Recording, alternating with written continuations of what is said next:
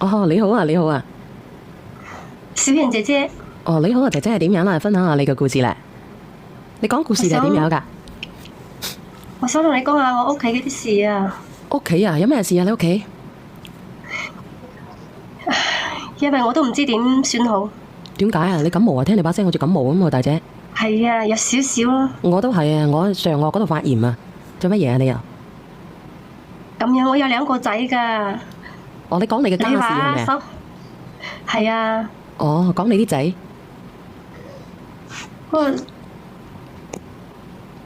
你話手心又係肉，手背又係肉。啊。我大嘅新抱咧，結婚幾年啦，都冇仔生啊。哦，結咗婚幾年都冇仔生啊？係啊。哦，然之後咧？我細仔咧識咗個女朋友，後嚟咧就係好食懶做嘅。嗯。即係我孫10個月嘅時候咧，就跟佬走咗噶啦。哦，咁你想表達啲乜嘢？你慢慢講完先啦，你唔好啦啦咳咳先得噶。係我一直帶喺身邊嘅，因為我大仔咧同嗰個大新抱咧結咗婚之後就係市區住，咁我老公咧就死得走，我一個人喺鄉下，又冇收入，仲要帶孫，所以我大仔咧就接咗我去市區住。哦。我大仔咧喺廠裏邊做管理噶，一個月都有9000幾蚊噶，所以平時咧都係我大仔俾錢我同養我個孫，我大新抱啊1分錢都冇出過噶。咁即係你大仔俾錢你養個孫，但係你大新抱1分錢都冇出過。係啊。哦。咁你個仔係你大仔定係你細仔噶？個細仔噶，大新抱幾年都冇得生啊嘛。哦，1分錢都冇出過，你大新抱。我覺得繼續講。咁我大新抱佢冇得生，咁依家我喺我大仔嗰度咧就住咗6年噶啦。咁我個細孫咧就已經係即係細仔生個仔咧，即係孫啊7歲噶啦。哦。我細仔咧舊年開始就冇做嘢。我個仔唔好做嘢啊？係啊，又啱啱咧同識得嘅女朋友就分咗手。咁我諗佢咧係市區咧揾份嘢做咯。即係佢又同佢拍咗好多次拖㗎，你個仔？佢又揾咗個拍咗下，又唔啱咯。哦，咁然之後咧？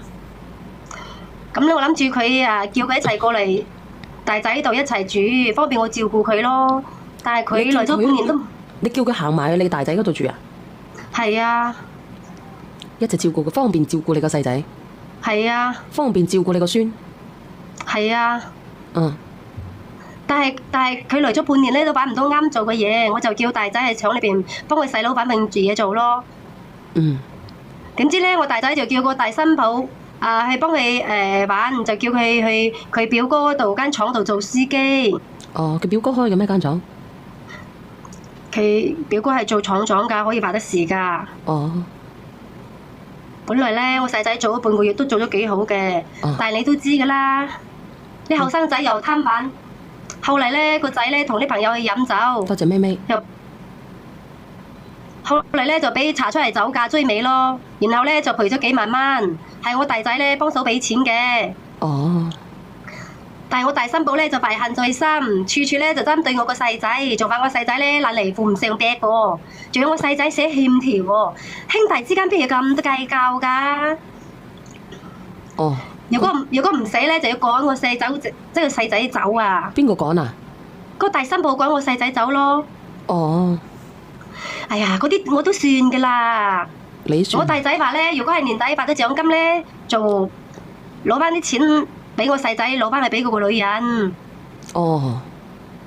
明。最弊咧就係，但係5月份咧，我細仔咧又識呢個女仔，人品好好㗎，屋企又開工廠，又係獨生女。哇！咁咪好有錢咯。係啊，上個月咧就帶翻嚟俾我哋睇過，一齊食餐飯㗎。嗰個女咧一直咧以為間屋咧就係我細仔嘅。嗰個女咧就希望話，即係結咗婚之後咧，同我大仔咧佢哋分開住。我大新抱咧，有人話你唔通情達理喎。我點唔通情達理啊？嗰個人話你就唔關我事㗎嚇。你呢番事聽我講完先啦。唔好意思。手背又係肉，手心又係肉。我有啲粉碎天平㗎嘛，係咪先？你平靜啲，阿姨，平靜啲講，唔好意思嚇。嗰個女仔咧就諗住即係要分開住㗎啦。佢結咗婚之後，咁我諗住咧，我大新抱有2套屋，佢哋依家自己套咧就係結婚前我弟仔供嘅，我大新抱咧我而家咧就係出咗裝修錢啫，首付咧都係我仔出噶，大仔出噶，當時我都俾咗4萬蚊我弟仔。哦，我同我大仔商量，到時咧就去親家嗰度咧，嗰邊間有套屋咧就唔好出租啦，都租唔到咩錢。哦，就俾佢細佬住依家嗰套屋，叫佢哋搬出去住咯。咁都得啊？咁都得啊？冇所謂係嘛？係兩兄弟係咪啊？咁兩兄弟你諗下冇所謂，問題係人哋出租嘅，人哋點解會讓呢間屋俾你哋呢？我都有出咗少少噶。你出咗少少啫，問題係你出咗少少，你儲新抱，你自家你立業啫喎，人哋外家啲屋關你哋咩事呢？嗰層樓係我弟仔噶嘛，咁我新抱嗰邊娘家又俾一套佢咯，咪叫佢搬翻去佢娘家度住咯。咁你繼續講。你知唔知啊？我大新抱啊，好衰噶，佢竟然同嗰個女仔話呢間屋唔係我細仔噶。即係你而家住開嗰間啊？係啊。咁你繼續講。咁依家我就同我個新抱大嘈咗一交咯。你點解同佢嘈交啊？哎呀，話佢真係話好妒忌我仔咯，反正個咁有錢嘅女朋友係嘛？點解要係啊？你話佢妒忌你個仔啊？咁唔係咩？佢依家點解要同嗰個女仔未結婚？點解同嗰個仔話嗰間屋唔係我細仔話俾佢知啫？搞到嗰個女仔啊，要同我個細仔啊分開啊！我細仔點探佢都唔聽啊，一定要分啊！你話我傷唔傷心啊？咁呢間屋本來就唔係佢噶啦吓。哎呀，就唔係佢，我都有揾我弟仔，係我弟仔都係佢噶，佢大佬都係屬於佢噶嘛，係咪先？你知唔知啊？佢搞到我細仔咧就好唔開心咯，個心情好唔好咯？搞到你細仔心情好唔好啊？咁係因為你自己嘅細仔冇咩本事，所以心情好唔好喎？阿姐姐啊，唔係佢搞嘅，係你自己細仔冇本事嘅。如果我有本事嘅，我都走出出邊起屋啦，係咪啊？個仔咁大個都要話大老公，唔係話自己去養。喂，哎呀，後生仔貪玩係正常噶啦，後生仔貪玩啊！我想問你細仔幾大啊？佢今年啊31歲咯。吔屎啦，叫佢31歲仲貪玩，你個細仔啊根本係爛泥扶唔上牆啊，俾你中到啊！又冇家庭責任，又冇社會責任，爭個仔出嚟要大佬養，爭嚟做乜嘢啊？哎呀，佢啲細佬係比較貪玩啲，但係佢都幾好下噶，都有搵嘢做噶。搵嘢做成半年都唔搵嘢做，如果有心做嘢嘅，出去跑美團外賣、送快遞，都一個月搵得幾大千啦，使喺屋企等米落鑊，等飯開。30幾歲人仲有個仔添。佢冇一個大學生冇可能去做嗰啲嘢㗎，係嘛？邊度跌呢個面啫？我都唔捨得啦。人哋本科生都去送外賣啊，大學生好巴閉啊，本科生都賣豬肉啊，職業不分貴賤啊。阿小有錢先王道啊！你知唔知啊？你自己細佬唔錫雷公劈㗎，係劈死你添喎！雷公劈你新抱佢生個仔出嚟要你大仔去養，都你咁你新抱都忍受得到，可想而知。佢都冇出一分錢，我大仔養，俾錢我好應該啫。咁佢係夫妻共同財產喎，冇出一分錢。咩嘢啊？佢嘅錢佢自己話事噶嘛。我第三部咁有錢，你會在乎嗰啲錢咩？銀行嘅有錢咯，你唔去問銀行攞，叫你細仔銀行去銀行攞就好過啦。哎呀，銀行你講你哋唔得噶嘛，咁大佬應該幫細佬噶。我哋啲幫係人情，唔幫係道理。咁佢生個仔出嚟做乜啦？自己嘅家庭責任負唔起，社會責任負唔起，生出嚟托啊，揾人哋養啊。好似如果我咁，我有幾個家姐，我係唔可以生細路仔出嚟揾我啲家姐養啦。我可以翹起個對手，乜都唔理啊。你唔好咁樣講我啦，我幾廿歲人啊。幾廿歲人食塞米呢？你將你個仔縱容到爛泥扶唔上牆，你自己手做出嚟嘅啫。邊度係啫？我細仔都好乖下噶，平時都話阿媽前阿媽後噶。係邊個唔叫自己老母阿媽前阿媽後啊？唔叫自己老母唔叫阿媽前，叫阿媽後，叫阿姨啊？唉，我第三寶就唔叫我啦，都冇咁好啊。咁你要諗你點樣對你嘅大新抱？10年看婆，10年看媳，人呢句話係棉花糖寫講噶啦。我對佢仲唔好咩？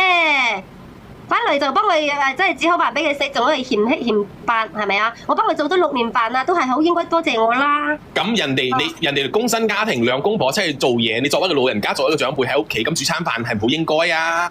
唔係叫你托天喎。佢結咗婚咁多年啦，蛋都冇數過啊！我哋忍咗好耐噶啦，我做個家婆已經好好噶啦。如果係其他鄉下嗰啲人，口水都浸死佢啊！咁人哋冇得生，唔係人哋想噶，呢啲人哋都係係都話點樣睇人哋一個痛處？你作為家婆唔理解人哋，你仲要話想拚佢走？如果當初你覺得你認為你拚得佢走嘅話，早拚走佢啦，唔至於今時今日你新抱仲喺度啦。我唔係話要拚佢走，即係屋企嗰啲人肯定會嫌棄佢嘅，把佢結婚咁多年都冇生啊！你知唔知啊？如果我叫佢領養咧，佢又唔領養，有啲鄉下話㗎，係嘛？我都唔知你咩歪理，將你個仔養廢，直頭係31歲啦，你仲好意思出嚟講？冇啊！你嗱話依個教你，你要租棟別墅，同你仔講，同嗰個未來新抱講話，嗱呢套別墅係我細仔㗎，嗱嫁過嚟啦咁。咁樣我又冇呃人，我就唔會做啲事㗎。咁你可以講出口，你叫你外家俾套屋你嘅細仔住。阿姨喎，阿姨，誒，你咁其實我想問你一句，你覺唔覺得自己做錯咗先？我邊係有錯啫？哎呀，阿媽梗係食住個仔㗎啦。咁大佬幫咁我想問你，你大仔唔係你個仔咩？大仔唔係你個窿同出嚟咩？㗎啦。個大仔提款機，個大仔係咪食塔表出嚟㗎？我想問你。咁佢有啊嘛？姐姐有係咪一定要拎出嚟？大佬啊，兩間屋俾一間細佬點啫？係嘛？大家有個家和和氣氣唔好咩？因我個大家咩？你嗰個細仔啊，就算娶咗個老闆女啊，都一樣照走嘅啫。咁嘅人，餓死老婆溫臭屋啊！自己仔養，自己親生隻仔都冇能力養，仲話去娶老婆，笑死人哋啊！嗰啲生仔啲嘢冇預計㗎，有咗就生㗎啦，總好過有啲人啊結婚幾年都冇得生啦，係嘛？你咁大佬間屋出租，姐姐你唔俾細佬可以？你係咪想解決事情先，姐姐？你想唔想解決事情？哦，同佢家婆一樣喎，呢個人話。我想問一句你，咁你有冇去同你個仔去講過去睇醫生啊？去檢查邊個嘅問題啊？有㗎，兩個都睇過家豪，好好㗎，身體都 OK 㗎。咁身體 OK 咯，咁你結婚唔得嘅，咁咪去做試管咯。其實有好多嘅方法，你唔好成日喺你新抱面前講佢咩蛋都唔生，國有自知之明㗎，難道佢自己最有咩？哎呀，佢冇得生我都唔怪佢㗎啦。而家我最谷氣嘅就係一件事啊，你知唔知啊？咩事？佢咧就係我細仔面前咧，成日講一樣講嗰樣，又話佢懶嚟顧唔上病。搞到咧，我細仔咧就發脾氣，打到佢，你唔好講，你唔好講，你怪唔怪人啊，姐姐？你嚼聲，你係解決唔到事情，你唔好講，你冇怪人，係你冇可能去怪人，你亦都冇嗰個權利去怪人。我個細仔啊都冇結婚，係咪啊？咁我肯定要幫佢啦。咁你仲死啦！你女喎，你咪喺度得戚戚啦！你個細仔冇結婚，咁個小朋友做咩要行亂搞到人哋個小朋友生出嚟啫？你仲要好意思喺度講嘅？呢啲係緣分啊嘛。咁佢有啲命，有啲咁一入門就有咗，咁有辦法啫。呢啲我哋可以控制。咁你又話佢冇結婚，你千言不就後語？佢就係入咗我哋屋，但係冇領證啊嘛，冇擺酒啊嘛，冇俾睇禮啊嘛。你係咪覺得呢個私生子好過分？就係因為佢之前嗰個女仔幫我想問下你哋等下先，我問下咧，咁以前咧，咁點解個細佬哥咧養到10個月就佢就走咗嘅個媽咪？咁爛泥扶唔上壁，冇鞋仲猛劇走啊？嚇！因為佢好食懶做啊嘛。算啦，小遠，佢永遠都唔覺得佢個細仔有錯，而係導致個女人走，永遠都係人哋嘅問題，唔係佢個細仔問題。你覺得佢好食懶飛啊？佢個仔好食懶飛，爛泥扶唔上壁。咁你有冇諗過咧？咩叫物以類聚，人以群分先？咁你自己個仔懶唔懶先？你話人哋你話人哋啱啱生咗細佬哥8個月，你話人哋懶嘅，咁我問你啦。人家個女仔睇唔到希望啦，仲唔走？我仔都有時不時做嘢㗎，都會有時買啲菜翻嚟㗎。我話俾你知啊，靚姨，如果你個細仔係有擔當嘅話，我哪怕去打3000蚊工，我都要養住呢個小朋友，而唔係一個大佬養，而唔係一個我媽養。你就當你大仔係提款機。嗰個女仔真係好差㗎，我個細仔咧，佢嘅夢想咧就係一直想做老細。我好夠想啦，你死㗎！夢想我夢想我手中有錢過李嘉誠咯。小細喎，痴人奪夢。小細，你個夢想係咪啊？李嘉誠做你老豆啊？唔係，我有錢過佢啊，要啊。我有錢過佢啊！夢想姐姐，你要啲夢想實際一啲先得唔得？我話俾你知，我哋直播間個夢想去做電工嘅咋，你知唔知啊？你識唔識佢啊？我介紹俾你識啊！佢大學畢業啊，好過佢大佬啊！大學畢業啦，大學畢業咪就讀嘥書咯，你就浪費輕供佢讀大學嗰啲咯。讀得咪啊！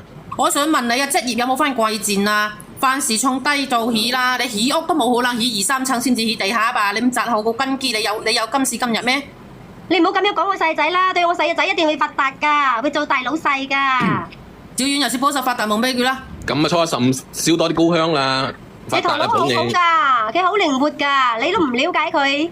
係。咁咪就係靈活咯，靈活到去走嫁咯，靈活到點樣可以生個仔出嚟唔使自己養，點樣可以揾老婆唔使自己買屋，咁咪呢啲嘅即係佢叻，我冇好否認，係匿埋一邊。阿媽你我花咗好多錢供佢讀書㗎嘛，佢仲咁年輕。咁咪就係你浪費錢咯，嘥你米飯咯。阿媽你佢仲年輕啊，慢慢成熟啊。 31歲啦，姐姐年輕。我覺得都係好細啊，佢好多嘢都要經歷㗎。阿媽叻啊，唔係佢個仔叻啊。佢慢慢練啊嘛，慢慢磨練，佢以後就會做大老細㗎啦。姐姐，我想問你啊，佢依家已經畢業出嚟，起碼都有5、6年、6、7年啦，都仲要慢慢磨練，練到幾時？我想問一句。練到60歲，65歲退休，63歲退休。佢啲朋友啊，個個都好架勢㗎。佢啲朋友嘛，唔係你個仔啊嘛，佢淨識得啲嘅咁有錢嘅朋友，我想問你，你依家再係咁樣覺得自己冇錯，嗰啲歌唔好啊嘛，做有咩用啫？棉花糖你有10分鐘嘅棉花糖啊？唔係嘛？係因為唔能夠講呢個乜嘢代乜嘢嘅呢兩個字，封10分鐘棉花糖。姐姐啊，我想問下你啊，你個大仔係咪你生嘅啫？今日執翻嚟。係啊，點會唔係啫？我以為你領養翻嚟嘅啫。點會咧？咁點解？如果佢唔係你領養翻嚟嘅，點解會咁嘅？係啊，佢讀書唔夠聰明，所以咧唔怪得我㗎。喂，咁你個大仔讀書唔聰明，咁又揾咗9000蚊一個月。你細仔讀大學啦，連3000蚊嘅工都揾唔到。小四啊，你正話聽唔到？太過老實啦，所以咧就係俾你恰啦，太老實咪俾你恰啦。我冇恰小四佢啊。小四，你聽唔聽到佢正話個大仔其實係初中畢業嘅咋？咁點解佢個大仔係初中畢業咧？佢個細仔就要大學畢業咧？咁梗係要佢大佬出嚟養佢細佬啦嘛。養埋個仔啊，仲要話養埋個侄啊。唔係呢個係後期嘅，佢之所以初中畢業冇得書讀咧，就係要嚟養個細佬嘅，係咪啊，姐姐？冇啊，我覺得我大仔咧成日都俾佢老婆蝦。哎呀，咁佢初中就有老婆啦咩，姐姐？我係問你點解個大仔初中畢業啊？依家同佢祭祀，我都覺得我個大新抱都成日蝦佢㗎。我依家就咁。阿靚女，你正面回答我個問題啦！你而家又滾去指去佢新抱做咩啫？點解你個大仔會係初中畢業？嗰陣佢未娶老婆啊，邊鬼個恰佢啫？就係你恰佢啫嘛！我點會恰佢啫？佢自己咁你應我啦！點解個大仔會初中畢業就要出嚟做嘢？佢考上咗㗎，嗰時我一個人湊2個仔辛苦啊嘛，咁佢自己話要出嚟供細佬啊嘛。聽到未啊？佢個大仔唔係讀唔到書啊，係佢犧牲自己，係成全大家。係要佢出嚟養個細佬啊！你聽唔聽到啊？咁咪咯。想成個故事唔係就係圍繞佢個細仔嚟轉咯。你嘅細仔仲唔懂得感恩，仲要不斷咁索取，不斷咁佢自己主動話壓榨。出嚟揾嘢做㗎嘛。佢而家係嫌個新抱大新抱冇得生，人哋兩個身體都係好好㗎，生得到係遲早嘅事嚟㗎。咁你可能人哋唔生住咧，姐姐。係啊，呢個係遲早嘅事。再加上一樣嘢倒數第1位係邊個嚟㗎？係我啊！哦，我唔知你邊個嚟㗎，我哋繼續講。嗱，小婉姐姐，我同你講，其實女人咧生唔到咧，有好大部分係因為壓力太大啊！你明唔明啊？生活壓力啦，工作壓力啦，同埋情緒壓唔係啊，力啦，嚟自好多樣。佢嘅壓力啦。咁我3個吸血鬼喺屋企喎，我哋冇呢個係啊諗家婆又吸血，個侄仔又吸血，個細佬又吸血。係啊，我就係同小四一樣咁嘅諗法啊！變態啊！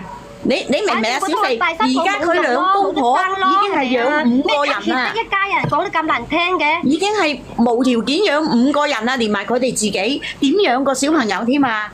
一個細仔同咁我想問下你咧，咁你而家係講啱先，你話點解又講到乜嘢？講到趕走定係點樣啊？係聽人講啦，就係我細仔唔開心，我數10號咧就係喺佢面前成日講嗰啲話佢懶嚟扶唔上壁啊，又話點啊，又話白讀書啊，講嗰啲嘢咯。後尾我細仔咧發脾氣就打咗佢幾巴咯。咁你做乜打人哋啊？嚇！個叔仔冚咗個大嫂幾巴，一齊住㗎嘛，有咩仔咯？邊個頂你順啦？係咪啊？我都頂唔順啦。呢位阿姨有講錯咩？仔幫你養埋，老母幫你養埋，咁扶法子仲扶唔上牆，咁唔係爛嚟扶唔上牆，仲係乜嘢啊？垃圾啦，直情係啊！仔都幫你養埋啦，養到6、7仲歲啦。要打個大嫂啊？點垃圾啊？我都唔明白。垃圾都唔同佢同類啊，小四。垃圾都仲有用啊，可以堆下田，又可以去嗰啲。幫我點讚上個粉絲燈牌同埋人氣標啊！仔都幫你養埋啦，咁樣扶法子都扶唔起，仲係爛嚟扶唔上牆。哇！真係咩咩人嚟啊？嘢啊？佢到以後要做大老細噶嘛，係咪先？俾個官你做以後好唔好啊？係啊，你講個仔垃圾，你有幾多歲啊？你冇理我幾多歲，我唔至於好似你仔咁差，我有車有樓。你係跑人哋吹啊你係跑外賣啊，定係開滴滴啊？我執垃圾執到有車有樓，你吹啊？我喺路邊執垃圾㗎，我都執到有車有樓。小四咧，嗱，我同你講下，人哋嘅小四咧就唔夠你個細仔大，但係人哋事業有成，有車有樓，講句説話都響當當。嗰個女，我個大新抱講嘢惡毒㗎，你知唔知啊？你就惡毒啦，仲話個大新抱惡毒。唉，如果我係你大新抱，仲冇咁善良啊，仲養埋你啊，成家人。佢係激到先喐佢㗎，先打佢㗎。都咁用嘅。直頭養廢㗎啦。咁你啊家人啊，夠激到你個大新抱啊，冇掟頭啦，佢會唔會出手打你啊？阿姨，唔係打佢啊，佢個細仔打佢個大新抱啊！我知啊，我就話佢正話應啊嘛，話個大新抱激到佢個細仔點先打佢啊嘛，我話咁你夠激到個大新抱咁啦，點解個大新抱唔出手打你咧？如果係打你嘅有理喎，其實一件事大家都有錯㗎，你喺度係嘛？啊點有錯咧不停？咁樣攻擊佢，啲男人嚟㗎嘛，要自尊㗎嘛，你咁樣講佢梗係喐你㗎啦，係嘛？咁你自己都唔自愛，點會有自尊呢？你哋唔好出聲住。你要得返個尊嚴咧，我唔該你啊，的起心肝，抬起個頭做人啦。嗱，倒數第一咪，你講下，俾你講下嗱。喂，係你講啊。好變態啊！呢個女㗎，同我家公家婆一樣㗎。咩嘢啊？你細乜嘢啊？變態啦！你個大新抱欠咗你㗎，你老豆一樣嘅咩？你哋個樣，你個家婆又係咁噶？係咁㗎。阿叔仔要咩都要問我哋攞錢㗎。而家我同佢家斷絕關係啊！你同我收聲啦！你有家公，我啊冇老公㗎，我點會蝦我新抱咧？呢位阿姨個女人啊，又點蝦到佢咧？你講啲嘢真係啊！你呢位有家公家婆，我得一個女人啊，一個老人家如果係你嘅話，你來娘家送個嘢俾你，你會唔會送俾你叔仔先？我問你。即係如果你娘家俾你個屋，你會唔會送俾你叔仔先？哎呀，如果有，我係一定會俾佢㗎，但係我冇俾你老豆啊！我聽你嘅把聲，你都唔係好新抱㗎，咁鬼惡！你睇你哋我聽你哋人都係好家婆㗎，衰家婆。呢位阿姨，你聽我講先，你一定要保你個仔發達啊！咪你咁個廢柴仔啊，到時你養老成問題，得罪你新抱，水都冇啖你飲啊！可以咁講。等陣啦，放佢去養老院嗰度都好咋。阿小咁四啊，咁樣講我真係小四啊，小四。咩嘢啊？我個細仔我諗起我哋直播間係啊，細仔你要翻大家去揾你細仔啦，你唔好揾你大新抱啊，唔好揾你大仔啊嘛。往後而生。嗱，我同你講啊，點讚上個粉絲燈牌同埋人氣標，自求多福啦。上邊嗰個阿姨衰到貼地咯，仲話佢自己冇問題添。我話佢講咁多嘢啊，咁惡毒啊！我覺得我仔啊打佢都係打得輕㗎啦。咁如果係咁樣嘅，報警啊！你話你報警啦，報警啦，叫佢大嫂。哦，你等，你嘅意思話你個新抱報警係嘛？係啊，佢話要報警啊，所以我話叫我大仔翻嚟咯。報得好，報得妙，報得呱呱叫。係啦，呢個阿姨講得啱啊！你想食人哋一家人破離治水啊？咩你咁樣嘅人嚟㗎？我哋係翳小我哋你想你個仔破家，你想你個仔支離破碎啊！你想你個大仔死添喎！係啊，死咗啲錢就俾曬佢細仔啦，咁可以做。係啊，變態！咁我相信呢個姐姐都唔會咁陰毒啩，姐姐。姐姐就係咁陰毒喎！如果佢唔陰毒嘅話，佢都冇話我想整死皮爛肋骨啊！誒呢個下邊個新抱咧，身同感受咁好似。肯定咩嘢啊？我個仔你錢都使得心㗎！你啲人都唔係人嚟嘅，你大仔唔係你親生㗎，我懷疑係出面執翻嚟下邊㗎。個姐姐，下邊個姐姐唔好嘈住，等佢講埋，睇下而家點。你講啊，佢話要報案咩？係啊，我大仔就話叫佢唔好教我細仔咯，大家都係家人。但係我大新抱咧攞住行李咯，翻咗娘家啦。依家件事咧就話俾我親家知，依家件事搞到好複雜。佢老豆咧老母咧就求我大仔咧同我新抱咧分開咯，咁樣咯。咁你嘅意思係點樣啊？咁佢終於都走咗啦，呢個大新抱。咁你應該開心啲最係啊！煩就係一樣嘢啦，依家我睇到我個大新抱啊，個房間嗰度有個發現嗰個單啊，有咗新紀啊！咁有咗新紀咪好咯？哎呀，佢嫁咗我大仔幾年都冇得生，有咗新紀梗係好啦。但係我親家唔肯俾佢分嚟咯，一定要逼佢同我大仔分開咯。所以我依家都心裏邊係粒粒亂啊！咁你個心係點樣諗嘅咧？咁你個大仔如果好優秀嘅大把老婆嘅喎，唔憂嘅喎。我大仔都好中意佢我大新抱㗎。咁佢咁差係咪先啊？係咯，又咁差咁惡到，咪放人哋唔要佢條生路咯。啦！你叫你個大仔同佢離婚啦，等我孫跟埋人哋姓仲好啦。係啊，我大仔好蠢㗎，咁你有冇去還神啊？你有冇去還神？你哋咩嘢？你哋咩粉絲嚟㗎？咁樣嘅，咩粉絲？我問你有冇去嘅？還神啊？你哋唔可以咁樣㗎，知唔知啊？你有冇去還神啊？你都可以咁樣㗎，知唔知啊？好彩你個細仔冇打到人哋流咗產咋，唔係你。唉，你去還下神啦！冇啊，冇流產啊，佢 B B 仲喺度啊！就係呢個周師師啊！神咯！如果佢係要離婚咧，我一定要佢賠償㗎啦，個套屋度會俾佢㗎啦。邊個賠償俾邊個啊？你話唔俾就唔俾㗎？唔係啊，而家我想知天下啊！王法㗎，真係搞笑啦！阿小四，我想知啊！咁佢個大新抱報咗警之後點啊？我隻貓又叫死咯！唔係啩？係啊，你知唔到咩？我大新抱報咗警，後尾咧就係因為我大仔你嗌佢咧，佢就冇咁乜嘢。後尾咧係拘留所嗰度就叫佢翻咗嚟咯，就話唔教佢，但一定要同我大仔咧就話要扯個分開證。咁其實我覺得你個邊個嚇？我覺得咧你個大新抱好善良啊！其實我覺得唔係㗎，小你成日係善良俾佢恰啦，而家唔善良話俾佢恰。嗱，小婉姐姐啊，其實咧我可以同你講一講啦，因為咧俾人打報案咧，佢咪一次就斷尾嘅，唔係佢話唔打就即係唔而家唔告就斷尾嘅喎，即係佢係會有按嗰個立案嗰個底喺度嘅，然後佢大新抱咧，如果某時某刻咧心理唔舒服咧，又可以去翻報過嘅喎，佢有2年嘅追溯期嘅喎。如果佢大新抱唔善良，又唔至於幫佢養埋個侄仔，養埋3個吸血鬼啦。係啊，冇錯。忍聲睇戲咁多年啦，如果換咗翻上邊嗰個阿姨講啊，你聽唔聽人講嘅啫？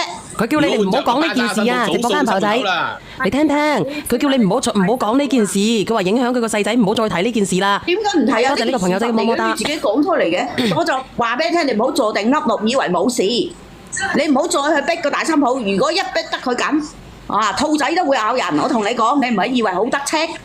係啦。依家我好擔心個細仔㗎，你依家唔好咁樣講啦。我而家就係提醒你㗎，我提醒你唔好過分啊，唔好咁過分啊！你過分到個兔仔咬人嘅時候，你個細仔就去睇車啦，去讀大學啦，翻去再讀大學啊！阿媽嘅女兜你細仔咁。我都依家就諗住小燕姐姐幫我諗條橋，點樣去探翻個大新抱翻嚟啦，係嘛？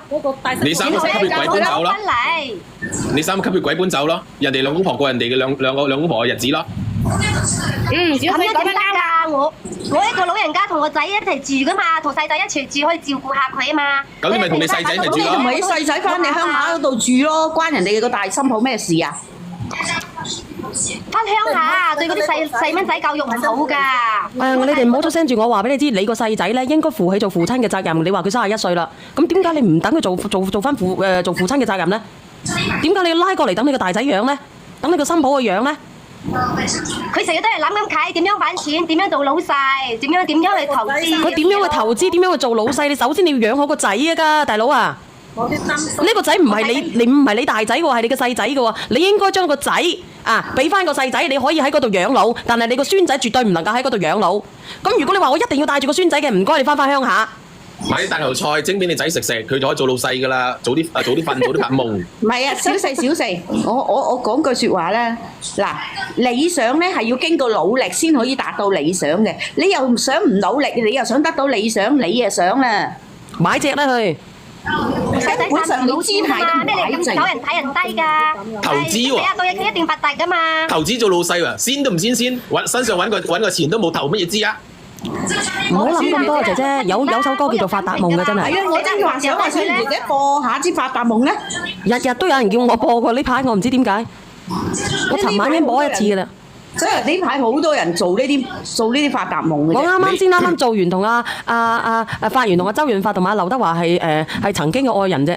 嗱，你既然冇老公啦，你香港揾李嘉誠嫁俾佢做老婆，咁你咪發達咯，就唔使你個仔諗得咁辛苦啦。衰公啊！我都幾廿歲人啦，50歲人啦，你叫我嫁咩？你咁衰人嚟㗎？咁你想發達啊嘛？你要付出一啲㗎啦，你咁又想你仔發達，又想你仔做老細，佢叫個小四叫衰公啊！你都唔係為個仔好嘅你。嫁嚟發達㗎嚇！揾你有錢佬嫁多次咁咪發達咯。你粉絲係咩人嚟㗎？你踢佢落去啦！咁樣講啲老人家，嗱唔係啊，姐姐啊，真係唔尊敬老人家嘅。你呢啲為老不尊教壞子孫啊！因為大家都係花1蚊雞連上嚟，有啲嘢仲花2蚊，我冇理由個個都踢噶嘛。呢個直播間係言論自由嘅，係咪？姐姐，你無啦啦嗌人哋一聲衰公，人哋個後生仔嚟。死佢啫嘛，小四小四。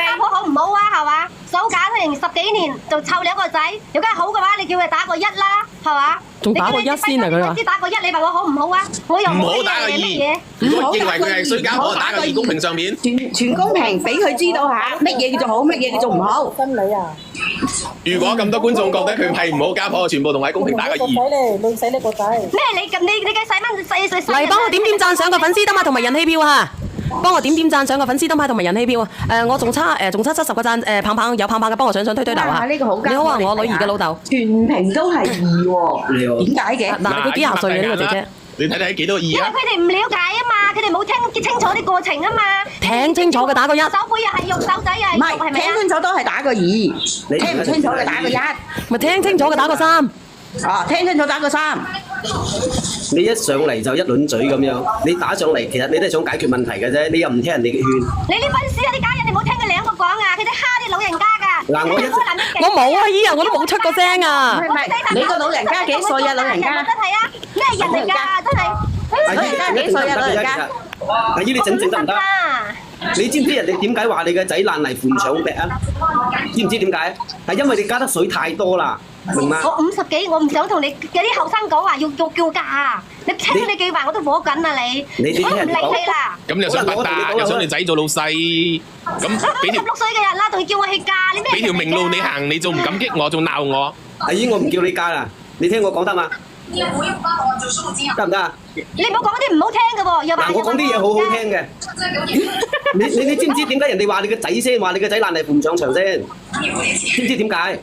係因為你加啲水太多啦，啲水多嘅時候，呢啲泥就會稀噶啦，就扶唔上個牆噶。你知道個意思未啊？就係因為你自己加水啊，所以搞到個細仔咁樣係你造成噶。人哋點解話個手心又係肉，手背又係肉？手心你嘅手心咧就全部都係肉，你嘅手背咧就係得層皮噶咋。明嘅意思未啊？你手背骨又痛，手心骨又係痛㗎，一樣痛㗎。你唔知唔好咁樣講啦。你未經過我啲路啊！你未點知我個心先我知，我曾經講過我家婆，我個仔，我個老公傻未生嗰時未痛到就攞咗出嚟咯。屌你老師，我叔仔要剖腹產，痛到佢9層剖腹，你咪知痛咯。你依家嘅細仔咁樣，其實係你一手造成㗎。點解你嘅細仔可以撈成咁樣，你嘅大仔可以撈得咁好，就係因為你一手造成㗎。你點可以講我啫？我有咩錯啫？本身細路仔由慢慢長大嘅時候咧，佢開始嘅時候佢係一張白紙。點解佢可以做成咁樣？即係話又走價又呢度嗰度嘅話咧，其實就係你一手造成嘅。佢幾大啊？你一上嚟就一輪嘴又31歲你幾大？永遠係自己一把嘴喺度，人哋講你又教你又唔聽，你又要解決問題。我依家唔係唔聽啊！我依家就有激氣啊！你話叫我去嫁，又話我個仔爛奶成病，又話咩嘢咩嘢。人哋叫你再去嫁嘅時候係好後邊㗎啦，係之前你一直都唔聽人哋講啊。咁你想發達啊嘛，又想你仔做老細，咁咪俾條明路你行咯。你嘅細仔搞到今時今日，全憑係你一個人一手造成㗎。我點會一手造成啫？如果我咁點解你個大仔可以咁好？點解你個大仔可以撈得依家咁好？然之後你個細仔可以搞成咁樣？你講我知，兩個都係你個仔，點解一個可以咁好，一個可以咁差？因為點怪我啫？係因為佢結婚咗幾年都冇得生，關我咩事啫？係咪啊？我唔係講佢有冇得生嘅問題，我講佢嘅人生同埋佢嘅事業。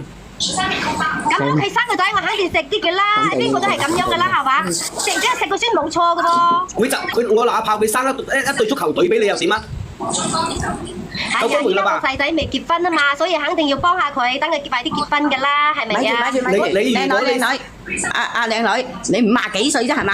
出去做嘢啦，出去做嘢嚟供個細仔啊嘛，點解你唔去咧？哎呀，我點會捨得大個孫咧？你人哋小楊姐姐啊，依家我新抱係要同我個大仔離婚啊！你話嗰間屋咧係咪俾翻嚟咧？你點解唔開咗？肯定會分一半嘅喎，兩個孫咧，肯定要分一半嘅姐姐，人哋有份工噶嘛。清風姐聽我講句先，佢嘅大仔應該對個老婆幾好㗎。佢大仔如果就算係嚟嘅話，佢大仔都唔會要㗎。聽我講句先。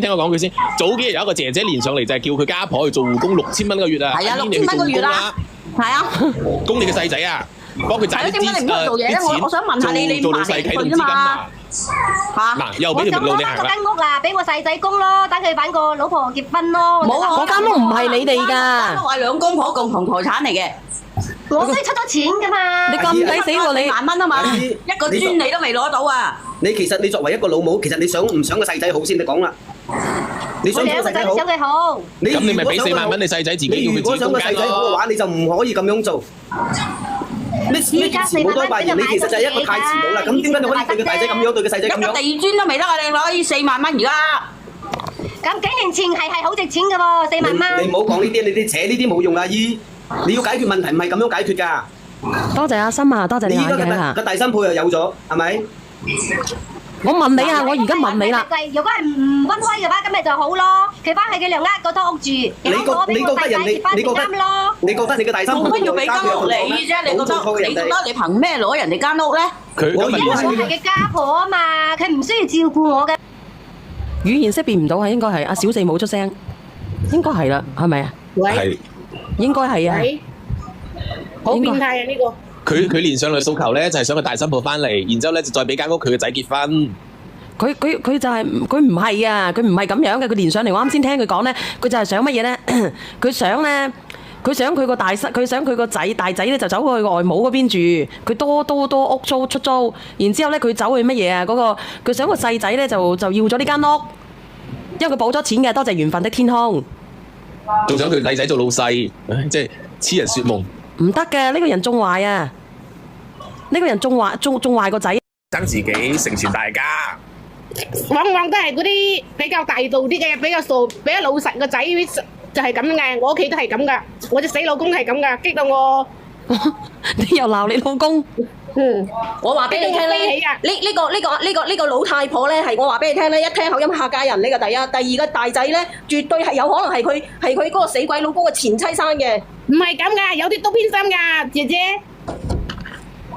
你問下佢啦，有冇可能偏得咁犀利啊？你諗下嗱，小英，如果你做新抱，嗱幫佢細仔養埋仔嘅，啊幫佢細仔佢個即係等於佢個細仔係一個崩都唔使出嘅喎，喺度喎，要幫佢養埋仔，養埋佢個細仔，養埋個老太婆喎，你諗下，有邊個新抱有咁大度啊？就係咯，你做新抱都冇咁大度啦。我都話啦，如果換咗個犀利嘅新抱，早掃七九條街啦。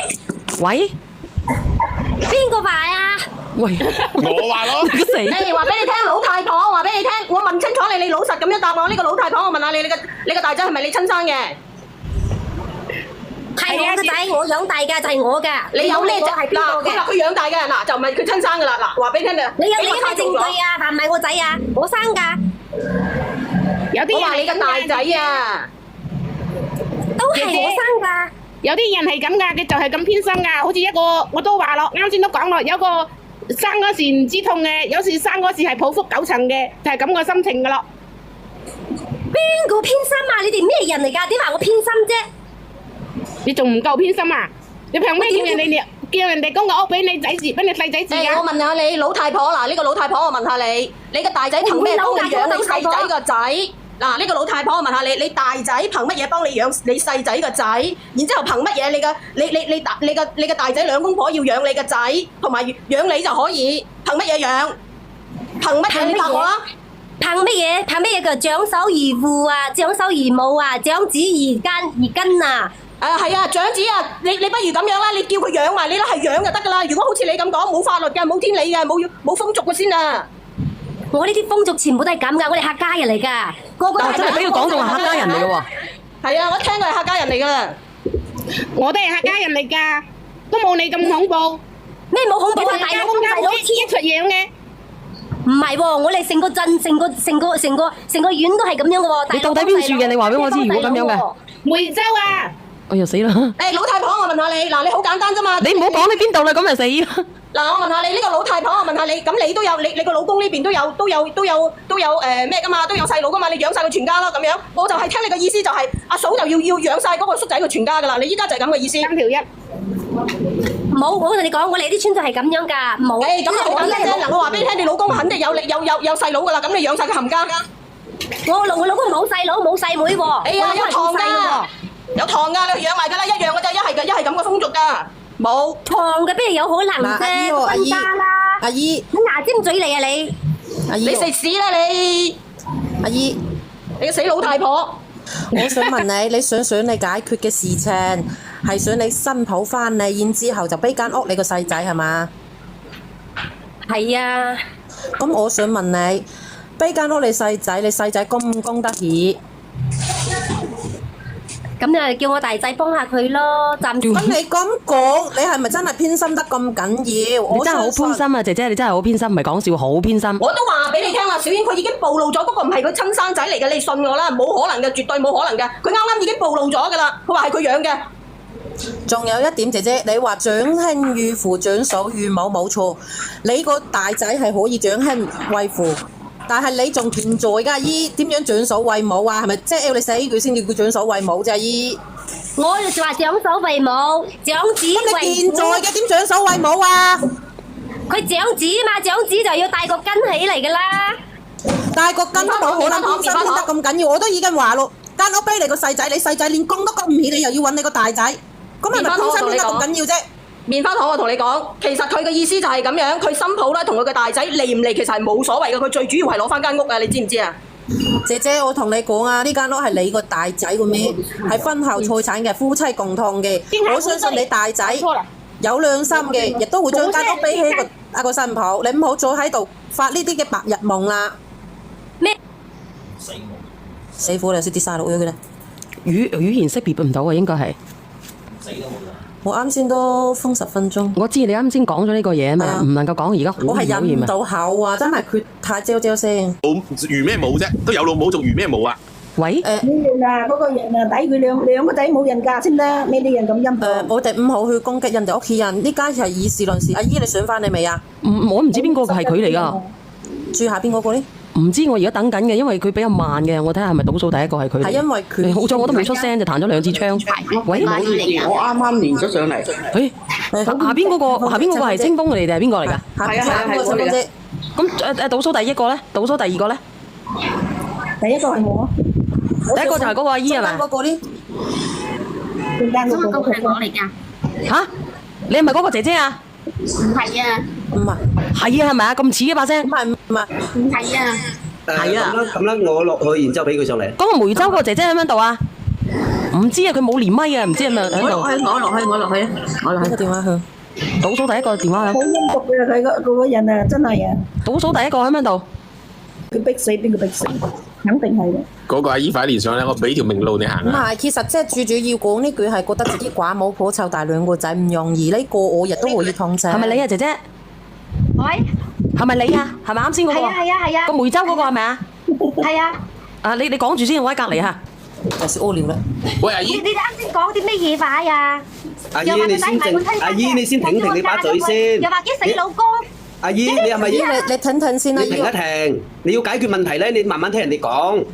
阿姨嗱，我俾個方案你，你俾攞4萬蚊出嚟，俾你仔做首付，然之後你做護工有6000蚊嘅，咁就幫你仔供埋間屋，咁就乜事解決啦。